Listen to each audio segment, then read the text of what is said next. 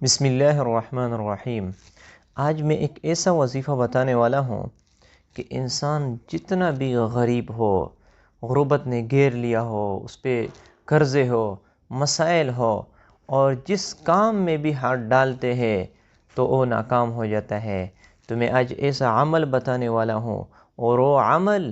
کسی پیر کا بتایا ہوا عمل نہیں ہے، بلکہ حضور صلی اللہ علیہ وسلم کا بتایا ہوا عمل ہے، حدیث مبارک سے وہ عمل ہے۔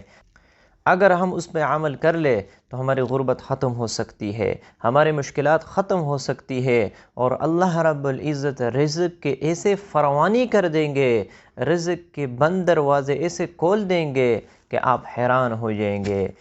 ایک صحابی حضور صلی اللہ علیہ وسلم کے پاس آیا اور فرمایا، یا رسول اللہ، مجھے تنگ دستی نے ایسے گھیر رکھا ہے کہ میں جس کام میں بھی ہاتھ ڈالتا ہوں فیل ہو جاتا ہوں۔ تو حضور صلی اللہ علیہ وسلم نے فرمایا کہ آپ جب دکان میں داخل ہو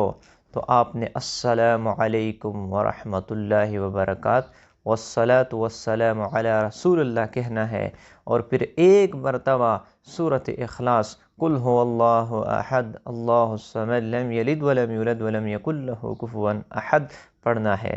اسی طرح جب گھر میں داخل ہونا ہے تو آپ نے السلام علیکم ورحمۃ اللہ وبرکاتہ والصلاة والسلام علی رسول اللہ، اور پھر ایک مرتبہ سورۃ اخلاص پڑھنی ہے۔ وہ صحابی فرماتے ہیں کہ میں نے یہ عمل شروع کر لیا اور اللہ رب العزت نے مجھ پہ رزق کے ایسے دروازے کھول دیے کہ میں مٹی میں بھی ہاتھ ڈالتا تو سونا ہو جاتا، اور میں لوگوں میں سے امیر ترین آدمی بن گیا۔ تو یہ وظیفہ اور یہ عمل یہ کسی پیر کا بتایا ہوا نہیں ہے، بلکہ یہ حضور صلی اللہ علیہ وسلم کا بتایا ہوا عمل ہے، اور یقینی ہے، اور وہ حق ہے اور سچ ہے۔ اور آج لوگوں کا یہی مشکل ہے، وہ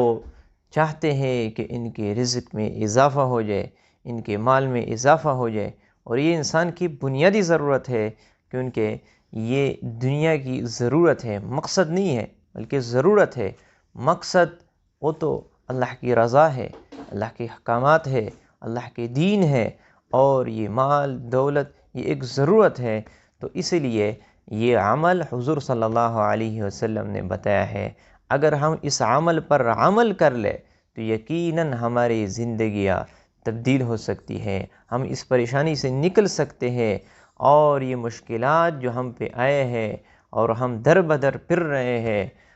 اور لوگوں سے منتیں ہم کر رہے، اس سے ہم بچ جائیں گے۔ تو حضور صلی اللہ علیہ وسلم نے جو عمل بتایا ہے یہ یقینی ہے، اس کی وجہ سے اللہ رب العزت رزق کی تنگی دور فرمائیں گے اور آسمان کے بند دروازے کھول دیں گے۔